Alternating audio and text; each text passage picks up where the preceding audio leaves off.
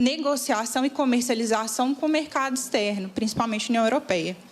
Então, acho que essa é uma possibilidade que pode ser estudada e que talvez seja interessante para resolvermos dois problemas e ainda lucrarmos com esse problema atual que a gente tem.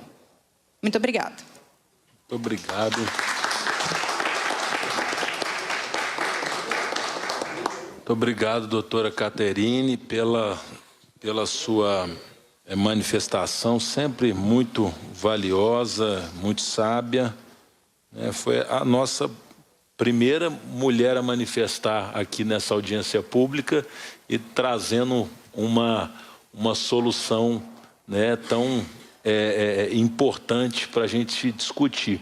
Eu vou te passar uma missão, vou te passar um para casa, para que a gente possa estar, através dessa ideia que surgiu de você aqui, a gente possa estar dando os encaminhamentos através de algumas reuniões pontuais. Se puder estar entrando em contato com a Lília, para que a gente possa estar levando à frente, porque eu acho muito importante, uma maneira de financiar isso, e de o Estado arrecadar também.